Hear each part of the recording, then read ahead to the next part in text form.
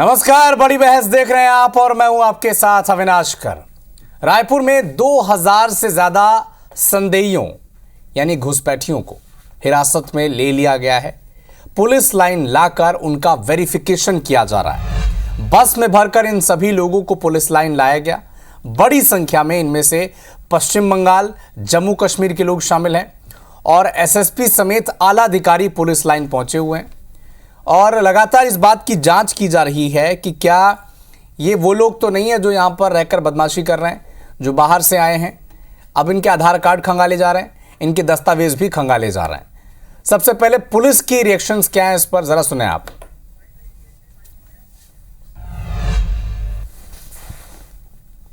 अव्यवस्थित टाइप के व्यवसाय कर रहे हैं या फिर ठेले खोंचे लगा रहे हैं, लोग व्यवस्थाओं को भंग कर रहे हैं, जिनकी सत्यापन की आवश्यकता है पुलिस को। इसलिए आज ये अभियान चलाया गया और जैसे इन लोगों को जहाँ जहाँ की हम लोगों के पास में सूचनाएं थी उन लोगों को यहाँ इकट्ठा किया गया। सत्यापन किए जाने के उपरांत में जो जैसा पाया जाएगा वैसे वैधानिक कार्रवाई की जाएगी। ऐसे लोग जो बाहर से आकर रह रहे हैं, विभिन्न जगहों पर काम कर रहे हैं, बिना सूचना के रह रहे हैं, उसकी आज तस्दीकी अभियान जारी है। सबका आधार का वेरिफिकेशन कराया जाएगा और उनके जो डेटा है उसको मेंटेन किया जाएगा ताकि ऐसे लोग जो संदिग्ध हैं और किसी दूसरे राज्यों से कोई घटना करके यहाँ ना रह रहे हों तो उसकी आज यहाँ पर तस्दीकी चलेगी। मालदा का क्या काम कर रहे हैं? बर्तन बेच रहा हूँ। नहीं, थाना से लेकर आया रूम से। तो यहाँ कब से रह रहे हैं? ये 2 साल से रह रहा हूँ। करीबन 20 साल हो गया सर। रेडियम का काम करता है सर, जो गाड़ी में जो रेडियम लगाते हैं फुल पत्ती बिक्री करते हैं। आधार कार्ड वगैरह? जी है, अपना है। पश्चिम बंगाल। क्या काम करते हैं? फेरी का काम करता हूँ सर। कब से हो? 6-7 साल से। तो यहाँ पे जो थाने में मुसाफरी दर्ज होती है वो करवाए थे? हाँ, करवाए थे। आधार कार्ड वगैरह है? सब कुछ। अवैधानिक रूप से रह रहे लोग और उनके कारण से कानून व्यवस्था की स्थिति निर्मित होना, कानून व्यवस्था के लिए भी खतरा है, आम लोगों के लिए भी खतरा है। इन सब बातों को ध्यान में रखकर प्रशासन ने इस पर बहुत गंभीरता से ध्यान दिया है और जो भी अवैध रूप से रह रहे होंगे उन पर कार्रवाई निश्चित रूप से होनी चाहिए। हर चीज को चुनाव के साथ जोड़ के देखना ये कांग्रेस पार्टी की आदत है। कौन है, क्या है, देखिए हम तो लगातार इस चीज को सवाल उठाते रहे हैं कि राजधानी सुरक्षित नहीं है। राजधानी में कई संदिग्ध और कई अपराधी और मैं समझ राज्य से अन्य राज्यों से भी अपराधी यहाँ पे पैर पसार चुके हैं, गैंगस्टर पैर पसार चुके हैं।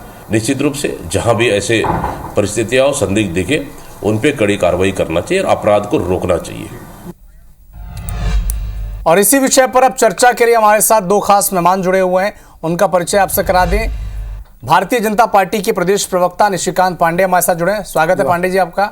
और कांग्रेस पार्टी का पक्ष रखेंगे अजय गंगवानी साहब। अजय जी स्वागत है आपका। चर्चा की शुरुआत पांडे जी आपसे। जी, छत्तीसगढ़ में इतनी बड़ी संख्या में दूसरे राज्यों से या फिर बांग्लादेश से दूसरे राज्यों से कैसे लोग आ गए हैं, प्रवेश कैसे कर गए? क्योंकि पिछले 10 सालों से तो केंद्र में आपकी सरकार है और जब 2014 में सरकार बनी तो 19 तक तो 18 तक तो छत्तीसगढ़ में भी आपकी सरकार थी। अविनाश जी, सर्वप्रथम तो आपको और अजय गंगवानी जी जोहार। देखिए, जो ये विषय उठा रहे हैं ये आज का विषय नहीं है और ये कैसे यहाँ पहुँचे हैं वो जांच चल रही है। लेकिन बहुत कई राज्यों में जहाँ हमारी सरकार नहीं है, जहाँ से बहुत ज़्यादा संभावना है, जहाँ पे डेमोग्राफिक चेंज हो चुका है, उन राज्यों से बॉर्डर लगता है बांग्लादेश का। मैं बंगाल की बात कर रहा हूँ जहाँ डेमोग्राफी चेंज हो चुका है। तो किस प्रकार से संगठित तरीके से इनको लाया जा रहा है, बसाया जा रहा है। और पूर्ववर्ती सरकार में भी आपको याद होगा कि अभिषेक पल्लव हमारे एसपी हुआ करते थे, उन्होंने कहा था कि फर्जी आईडी के साथ, आधार कार्ड के साथ यहाँ बांग्लादेशी पकड़े गए हैं, लेकिन तत्कालीन सरकार ने कोई कार्रवाई नहीं की। बड़ा संवेदनशील विषय है, इस पे राजनीति का विषय नहीं है, राष्ट्र की और राज्य की रक्षा सुरक्षा का विषय है। आप देखे होंगे अभिषेक अविनाश जी, हमारा प्रदेश शांत प्रदेश क्यों कहलाता था? क्योंकि हमारे भौगोलिक स्थिति को छोड़ दें, हमारे यहाँ के लोग आत्मीय तौर से संबंध बनाने के विषय पे पक्षधर रहते हैं। अचानक से जब से सरकार कांग्रेस की आई और अचानक से जिस प्रकार से अपराध की गतिविधियों में तेजी आई, आप किसी भी प्रदेश का आकलन कीजिए, किसी भी शहर का आकलन कीजिए, जहाँ पे सूखे नशे का कारोबार तेजी से बढ़ रहा हो, जहाँ चेन स्नैचिंग तेजी से बढ़ रही हो, जहाँ ताला लगातार टूटने की घटनाएं आती हों, वहाँ पे स्वयंभू रोहिंग्या का उपस्थिति माना जाता है, लेकिन कार्रवाई नहीं की गई। ये जो संदेही किसने कार्रवाई नहीं की? पूर्ववर्ती सरकार ने कोई कार्रवाई नहीं की, तब तो अपराध का गढ़ बना छत्तीसगढ़। लेकिन अभी जो हमारी 1 वर्ष की सरकार हुई है, हम लगातार कह रहे हैं और लगातार कार्रवाई करने की बात भी कर रहे हैं, लगातार कार्रवाई कर रहे हैं। और जो ये संदेही पकड़े गए हैं, इसमें मोस्ट प्रोबेबली चांसेज हैं कि इसमें रोहिंग्या होंगे। तो जितने लोग हैं उनके ये भी पता किया जाए कि उनको कौन सिस्टम बना के यहाँ पे आधार कार्ड उनके व्यवस्था को बनाया जा रहा है, उनको यहाँ पे स्थापना दी जा रही है। यही नहीं, रायपुर की बात नहीं कर रहा हूँ मैं, नारायणपुर चले जाओ, बस्तर चले जाओ, किसी भी इस जिले में चले जाओ, वहाँ पे अचानक से 100-150 ये रोहिंग्या आपको मिल जाएंगे। तो ये कैसे बिना प्लानिंग कैसे बसाया गया होगा, इसकी भी कार्रवाई की जाएगी और जांच चल रही है। किसी भी दोषी को बख्शा नहीं जाएगा। संवेदनशील विषय, इस पर राजनीति ना करके राज्य और राष्ट्र दोनों की रक्षा सुरक्षा के लिए इसमें एक मत से काम करना होगा। अदरवाइज डेमोग्राफी चेंज कई राज्यों में हो चुका है, जिसका भुगतान हमारे देश को भुगतना पड़ रहा है।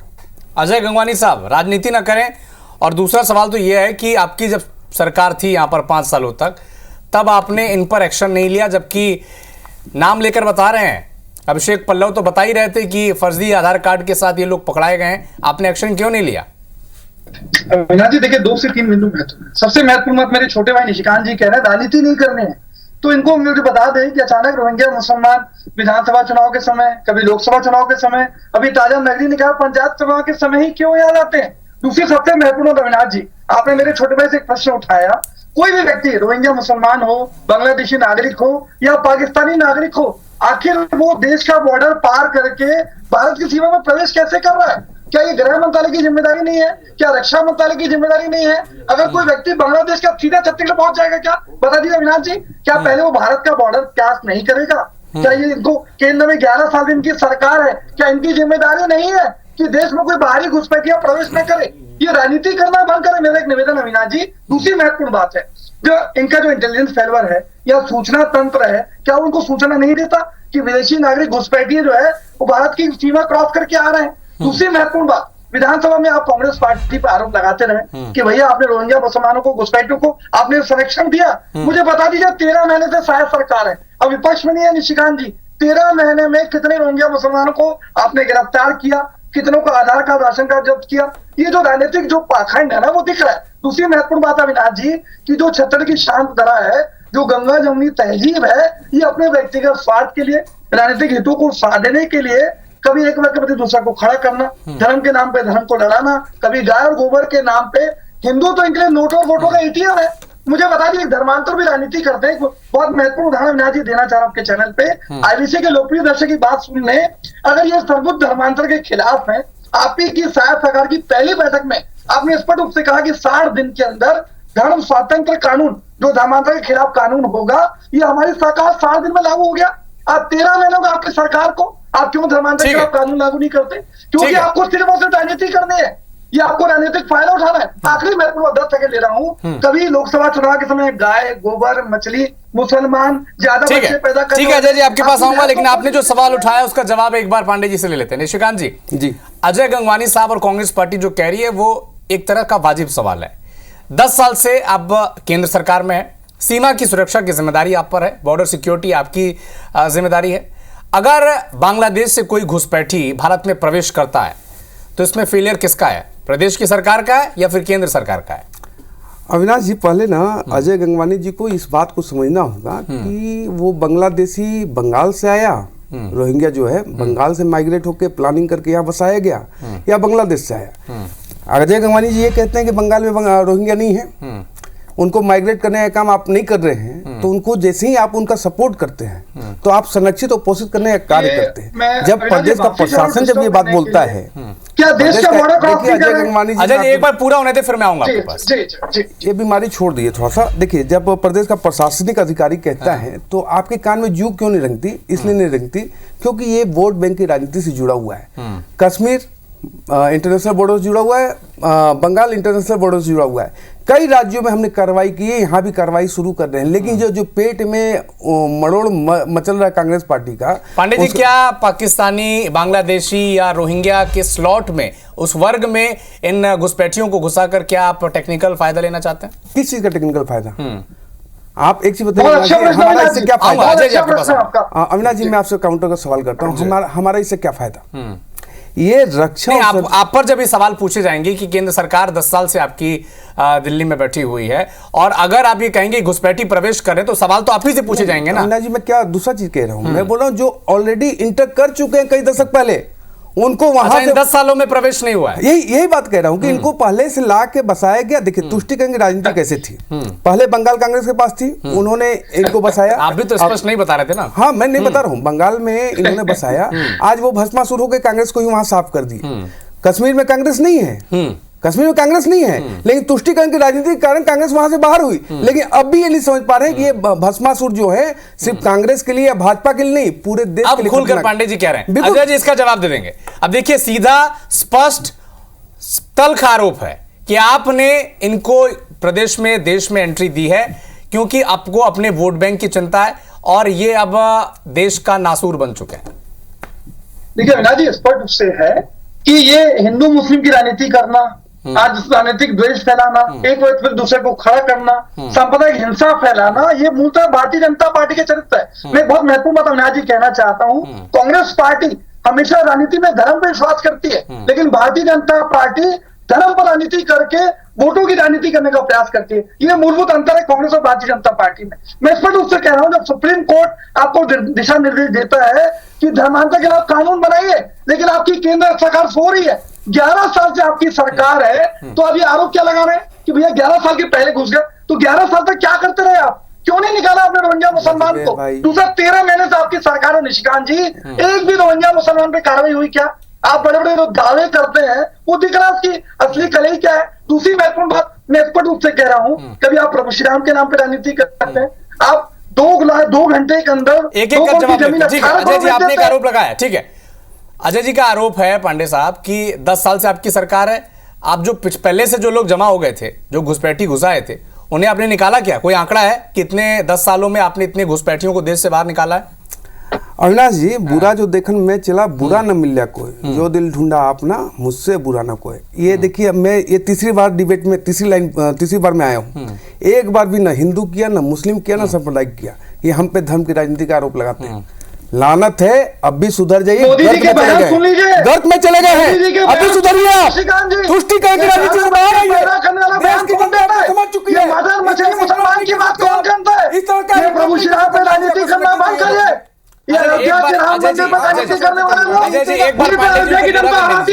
जिहाद आप नहीं कर सकते। अजय जी एक बार निशिकांत जी को पूरा करने दीजिए, फिर आपके पास आऊंगा। जिहाद बंद होना चाहिए। निशिकांत पांडे जी, निशिकांत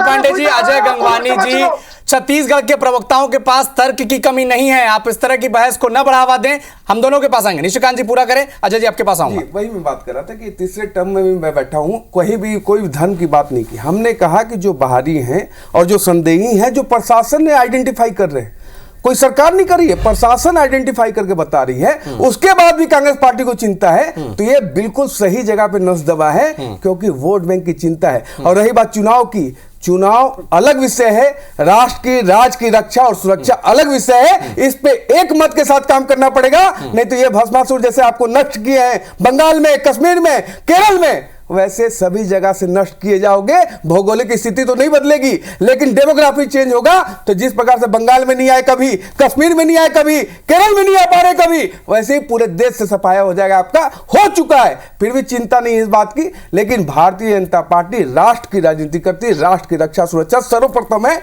उसके लिए हम संकल्पित मन से काम कर रहे हैं और किसी की नहीं सुनेंगे। अगर एक भी रोहिंग्या मिलेगा, उसको बंगाल की खाड़ी में डाल के रहेंगे। जी अजय जी, गणित तो हम सबने पढ़ा है, माना कि एक राशि x होती है, हमने सब पढ़ा है। चलिए मान लेते हैं, आपके सभी आरोप को मान लेते हैं, लेकिन अभी तो प्रशासन आइडेंटिफाई कर रहा है ना, अभी कर रहा है कि ये 2000 लोग जिनका जो संदेही है उनके वेरिफिकेशन किए जाएं, और वेरिफिकेशन हो रहा है। अब तो कांग्रेस पार्टी को खुश होना चाहिए कि घुसपैठियों पर एक्शन तो हो रहा है।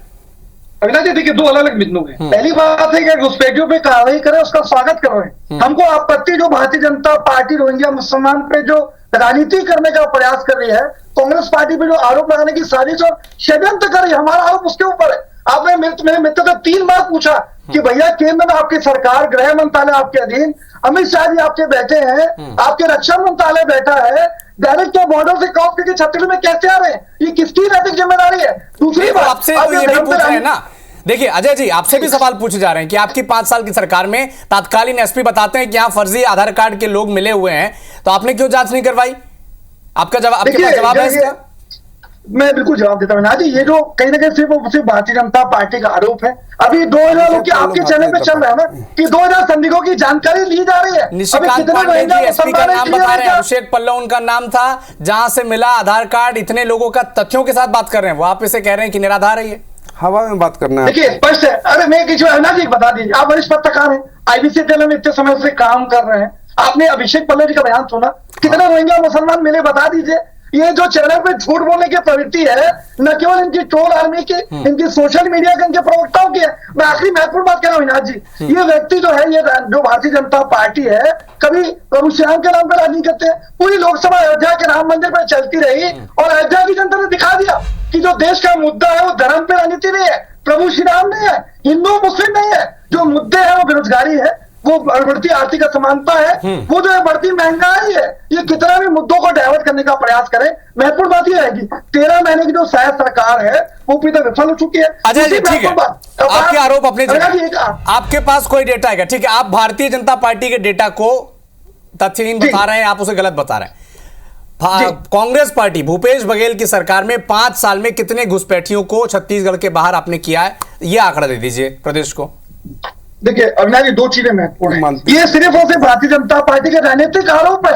आज ये बांग्लादेश की बात करें, बंगाल की बात करें, इनको सिर्फ धर्म और मुस्लिम पे राजनीति करने का प्रयास है। मैं तो स्पष्ट रूप से कह रहा हूं। दूसरी महत्वपूर्ण बात है, कवर्धा में यही भारतीय जनता पार्टी शांति मार्च की परमिशन लेती है और इन्हीं के नेता आज जो है दुर्ग से, बेमेतरा से, रायपुर से जाके शांति मार्च के नाम पे धार्मिक उन्माद हिंसा कराने का प्रयास करते हैं। इन्हीं का जिला जज गिरफ्तार होता है। तो दूसरी महत्वपूर्ण बात है कि भैया आप जो है अयोध्या के राम मंदिर के नाम पे 1400 करोड़ का चंदा ले लेते हैं, आप 2 करोड़ की जमीन 18 करोड़ में बेच देते हैं। तो ये हिंदू, प्रभु श्री राम, धर्म, मुस्लिम और गाय गोबर, ये सिर्फ राजनीतिक जो है इनके लिए हितों को साधने के लिए जवाब देंगे। देखिए 2-3 बड़े गंभीर आरोप लगाए। ठीक है अजय जी, मैं आपके पास आऊंगा, एक बार जवाब ले लेते हैं आपके आरोपों का। पहला आरोप तो ये कि चुनाव के निकाय चुनाव सामने, ये इलेक्टोरल गिमिक है क्या आपका? दूसरा कि अगर कोई आंकड़े हैं, क्योंकि आपके आंकड़ों को ही गलत बता दिया, तो अगर कोई फैक्चुअल आंकड़े हैं तो जरा पेश कर दीजिए दर्शकों के सामने। अविनाश जी 13 महीने में कितना पूछ लीजिए, 13 महीने में कितने रोहिंग्या मुसलमानों को गिरफ्तार किया? निशिकांत जी को जवाब देने दीजिए। इन्होंने कहा कि हम अयोध्या हार गए। 543 लोकसभा में एक भी लोकसभा अयोध्या के नाम से नहीं है, अयोध्या जी के नाम से नहीं है। थोड़ा सा जानकारी अध्ययन करके आया करो। अरे हद हो गई यार निशिकांत जी, बच्चे अजय गंगवानी जी शांति से सुनिए। राम का मंदिर कहां पे है? इतना जिहाद क्यों करते हो आप? अजय जी एक बार पूरा करने दीजिए। हद हो गई, इतना जिहाद क्यों करते हो आप? शांति से सुना करो बात चैनल पे। जी मैं ये कह रहा था कि इन्होंने कहा कि प्रभु श्री राम के नाम पे राजनीति करते हैं। गोली खाई है, जेल गए हैं, तब माथे में बड़ा कलंक मिटाया है बाबर का, तब जाके भव्य राम मंदिर सामने आया है। आपके जैसा वकील खड़ा करके सुप्रीम कोर्ट में बताया हमने ये कैबिन लेने का प्रयास न करे। प्रभु श्री राम मंदिर बना है के ऊपर भारतीय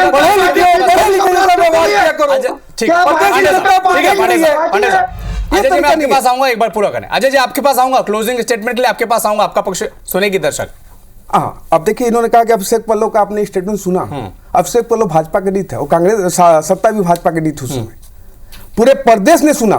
धर्मांतरण के लिए भी एसपी ने बयान दिया, लेटर जारी किया कि यहाँ प्रदेश में बहुत तेजी से धर्मांतरण हो रहा है। कोई सुनवाई नहीं। इसके पीछे अविनाश जी कारण क्या होता है कि जब आपका मूल चरित्र यह है कि साय सरकार के दौरान भी तो हो रहे हैं ना। साय सरकार में नहीं हो रहे हैं, साय सरकार में साय कार्रवाई हो रही है, तो मिला रही है। ये देखिए चुनाव को ऐसे आकलन करना, देश में या प्रदेश में कब चुनाव नहीं होते। अविनाश जी हर चीज को चुनाव से जोड़ देना, ये किस बुद्धिमत्ता का परिचय है, आप ही आकलन कीजिए। क्योंकि हर समय हर किसी न किसी राज्य में, किसी न किसी प्रदेश में चुनाव होता है। इसी तरह ये ईटी के रेट पे भी कहते हैं कि हिमाचल में चुनाव हो रहा है तो रायपुर में आईटी का रेट पड़ गया। अरे हिमाचल के चुनाव से आईटी के रेट का क्या लेना देना। लेकिन अल्प ज्ञान जो है ना, बर्बादे कांग्रेस करने को बस एक ही राहुल काफी है। अंजामे कांग्रेस क्या होगा, हर डिबेट में राहुल बैठे। यह स्थिति है इनकी। इनका ज्ञान इतना वर्धन नहीं हो पा रहा है कि हर चीज को चुनाव से जोड़ के, ये चुनाव का विषय नहीं है, ये राष्ट्र की रक्षा सुरक्षा का विषय है। अब भी बाहर आओ तुष्टीकरण से, नहीं तो गर्त में तो चले ही गए हो। एक विधायक एक सांसद नहीं बचेंगे, ऐसी स्थिति रही आपकी तो। जी अविनाश जी। अजय गंगवानी साहब क्लोजिंग स्टेटमेंट। देखिए मेरे मित्र बड़े बड़े ना राजनीतिक यहाँ पे बयानबाजी कर रहे हैं, भाषण दे रहे हैं। मैं दो चीज स्पष्ट कर रहा हूँ, भैया अगर सचमुच धर्मांतरण के खिलाफ है, माननीय सुप्रीम कोर्ट ने केंद्र सरकार को निर्देशित किया कि धर्मांतरण के खिलाफ कानून बनाइए, क्यों नहीं बना रहे कानून? बता दीजिए, 11 साल से आपकी सरकार है, क्यों नहीं धर्मांतरण के खिलाफ कानून बनाते? चाहे सरकार अपनी कैबिनेट की बैठक में धर्म स्वतंत्र कानून की बात करती है, 13 महीने क्यों नहीं करते? क्योंकि धर्म पे राजनीति करनी है। निशिकांत जी, आपको है सिर्फ वोटों की राजनीति करनी है, आपको हिंदुओं के हितों से कोई मतलब नहीं है, सिर्फ वोटों की राजनीति करिए आप लोग। दूसरी महत्वपूर्ण बात है, आधे अधूरे मंदिर की प्राण प्रतिष्ठा। जब देश के सनातन धर्म के सबसे गुरु इस बात का विरोध करते हैं कि अधूरे प्राण मंदिर की प्रतिष्ठा उचित नहीं है धर्म के स्वातंत्र के अनुसार। गंगवानी साहब, जो घुसपैठी घुसाए हैं छत्तीसगढ़ में, जो संदेहियों की जांच चल रही है, उस पर जरा दर्शक आपसे सुनना चाहते हैं छत्तीसगढ़ के। देखिए मैं दो चीजें स्पष्ट कह रहा हूँ। अगर आप 2000 लोगों की गिरफ्तारी कर रहे हैं, अगर कोई घुसपैठिया है, आप उस पर कड़ी से कड़ी कार्रवाई कीजिए। इस अभियान में कांग्रेस पार्टी आपके साथ है, लेकिन जो रोहिंग्या मुसलमान के नाम पे, बांग्लादेशी नागरिक के नाम पे, कभी पाकिस्तानी नागरिक के नाम से, जिसकी नैतिक जिम्मेदारी जो घुसपैठिया देश में प्रवेश कर रहे हैं, ये केंद्रीय गृह मंत्रालय की है, रक्षा मंत्रालय की है, उसकी जिम्मेदारी को स्वीकार करने का नैतिक। लेकिन पिछले 5 साल में इन 4 रायपुर के विधानसभा इलाकों से, इन अलग अलग थानों से 2000 लोग निकल आए। अगर चलिए 1 साल में ही भारतीय जनता पार्टी के प्रशासन ने, भारतीय जनता पार्टी की सरकार और प्रशासन ने ढूंढकर निकाला, आपकी 5 साल की सरकार में आपने इन 2000 लोगों को क्यों नहीं चिन्हित कर पाए आप? देखिए दो चीजें हैं, मैं आपके लोकप्रिय चैनल पे खुली चुनौती देता हूं मेरे भाजपा के प्रवक्ता को। 13 महीने में कितने रोहिंग्या मुसलमान को गिरफ्तार किए, कितनी कार्रवाई की? अगर आप में नैतिक दायित्व है, नैतिक साहस है, श्वेत पत्र जारी कीजिए, दूध का दूध पानी का पानी हो जाएगा। ये सिर्फ राजनीति करना बंद कीजिए। आज गृह मंत्री जो है विजय शर्मा जी का बयान आता है कि हम कार्रवाई करेंगे, बता दीजिए ना 13 महीने में कौन कौन से क्षेत्रों में क्या क्या कार्रवाई की है, मुसलमान पकड़ा है। तो ये महत्वपूर्ण है कि हमारी आपत्ति राजनीति करने से है। आज वो धर्म पे राजनीति करने का प्रयास किया जा रहा है। मैंने स्पष्ट रूप से कहा कि राजनीति में धर्म आवश्यक है, ठीक है, समय की पाबंदी है अजय साहब, हम सब उस ठीक है अजय जी, मैं समय की पाबंदी है। निशिकांत पांडे जी, क्लोजिंग स्टेटमेंट आंकड़ा है तो दे दें, बार बार पूछ रहे हैं आपसे। 13 महीने की सरकार में कितने रोहिंग्या को बाहर निकाला, कितने घुसपैठियों को बाहर निकाला आपने? बहुत शीघ्र आपको आंकड़े भी मिलेंगे। प्रशासनिक कार्रवाई हो रही है और आइडेंटिफाई किए जा रहे हैं, और पेट में मोड़ कांग्रेस की है, तो जनता समझ रही है कि ये तीर कहाँ निशाने पर लगा है, क्योंकि अब तो वही इनके वोट बैंक बचे हैं। अब तो कुछ बचे ही नहीं इनके पास खोने के लिए। 1, 2, 3 राज्य बचे हुए हैं, 1, 2, 3 राज्य वो भी चले जाएंगे। इससे बाहर जब तक कांग्रेस पार्टी नहीं आएगी। केंद्र सरकार के 10 साल वाले कोई आंकड़े आपके पास? नहीं, ऑथेंटिक आंकड़े सभी जगह पोर्टल पे आपको अवेलेबल हैं, आप जाके सर्च कर सकते हैं, और पढ़े लिखों को ये सब जानकारी है। लेकिन अगर घुसपैठियों पे हम डिबेट करने पहुंचे तो भारतीय जनता पार्टी को ये आंकड़ा तो पेश करना चाहिए लोगों को ना। अविनाश जी, मैं पूछता हूँ, पोटेशियम साइनाइड में मीठा है या नमकीन है, कौन जहर चख के बताएगा आपको? पोटेशियम साइनाइड जहर है, ये आप भी जानते हैं, हम भी मानते हैं, लेकिन हम टेस्ट करके बताएं क्या उसको? निशिकांत हम टेस्ट नहीं कर सकते। निशिकांत जी, अगर आप सामने वाले से आंकड़े पूछेंगे कि आपने कार्रवाई की नहीं की, कितने लोगों को पकड़ा नहीं पकड़ा, तो आपसे भी ये पूछा जाएगा ना कि केंद्र सरकार ने 10 साल में कितने घुसपैठियों को बाहर निकाला, कितने लोगों को पकड़ा, आइडेंटिफाई किया। इसके आंकड़े तो आपको देने होंगे देश को। फॉर्मूले से तो काम बताकर नहीं चले जाएंगे।